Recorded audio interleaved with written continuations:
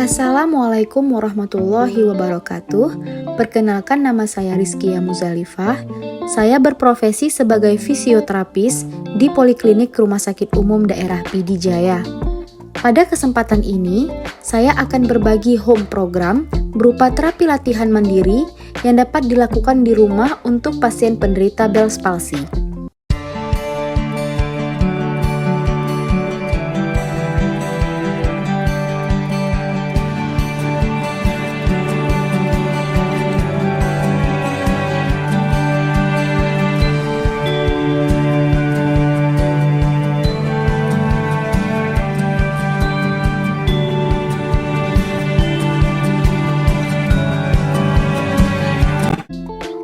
Sebelumnya, perlu kita ketahui apa itu Bell's palsy.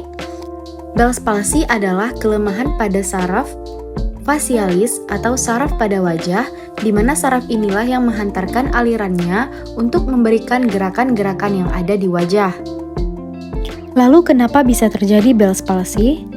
Saraf pada wajah itu keluar dari terowongan, lalu akan mempersyarafi otot-otot yang ada di wajah. Contohnya ada otot alis, otot-otot di mata, di hidung, dan di bibir. Pada kasus Bell's palsy ini, saraf wajah inilah atau saraf facialis ini yang mengalami pembengkakan, sehingga dia akan terjepit di dalam terowongan yang ia lewati dan menyebabkan hantaran aliran saraf ke otot-otot wajah berkurang, sehingga muncullah kelemahan pada otot-otot wajah. Penyebab terjadinya Bell's palsy. Kenapa saraf di wajah kita bisa membengkak atau meradang? Sampai saat ini penyebabnya masih belum diketahui secara pasti, tapi ada dugaan sementara bisa disebabkan oleh yang pertama infeksi virus, yang kedua imunitas tubuh sedang menurun, yang ketiga cuaca dingin. Gejala Bell's palsy. Pada bagian yang lemah, alis tidak dapat dinaikkan. Posisi alis akan lebih rendah dari sisi sebelahnya, lalu pada bagian mata tidak dapat menutup secara sempurna, sehingga akan terdapat celah pada mata saat tertutup. Lalu pada bagian hidung juga tidak dapat digerakkan, dan pada bagian bibir khususnya di ujung bibir yang mengalami kelemahan itu akan menurun dibandingkan bibir yang sebelahnya, dan bahkan juga bisa tertarik ke arah yang lebih kuat, sehingga dia akan mencong ke sebelahnya.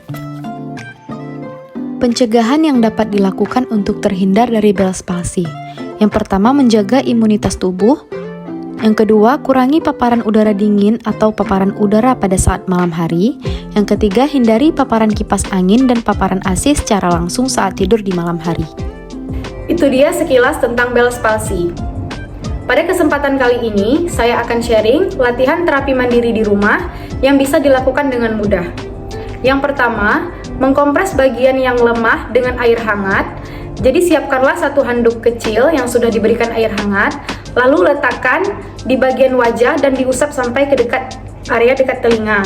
Kompres hangat dilakukan selama 5 menit. Terapi mandiri di depan cermin atau sering disebut mirror exercise. Lakukanlah latihan terapi mandiri ini di depan cermin agar dapat fokus melihat wajah dan dapat membandingkan antara sisi yang kuat dan sisi yang lemah. Gerakan yang pertama yaitu gerakan mengangkat alis. Gerakan yang dilakukan seperti ini. Dilakukan sebanyak 5 kali. Gerakan yang kedua, menutup mata. Diulang selama 5 kali. Gerakan yang ketiga, menggembungkan pipi. Gerakan dilakukan seperti ini. Diulang sebanyak 5 kali. Gerakan yang keempat, tersenyum dengan bibir tertutup. Diulang sebanyak 5 kali. Gerakan yang kelima, tersenyum dengan bibir terbuka. Diulang sebanyak 5 kali. Gerakan keenam, gerakan meniup, seperti mengucapkan huruf U. Gerakan ini dilakukan sebanyak 5 kali. Dan gerakan yang terakhir, bisa mengucapkan huruf A, I, U, E, dan O. Dilakukan secara semaksimal mungkin. Lakukanlah beberapa latihan ini setiap hari, serta lakukan selama 2 kali sehari, bisa pada pagi hari dan sore hari. Dan saya sarankan juga untuk mengunyah permen karet agar melatih otot-otot sekitar bibir. Dan jangan lupa juga selama terapi penyembuhan, kurangilah paparan dingin, contohnya seperti kipas angin dan AC. Itulah gerakan-gerakan terapi latihan mandiri yang dapat dilakukan di rumah untuk mempercepat proses penyembuhan Bell's palsy. Lakukanlah latihan ini setiap hari minimal 2 kali sehari. Semoga kita selalu diberi kesehatan. Terima kasih. Saya akhiri. Wassalamualaikum warahmatullahi wabarakatuh.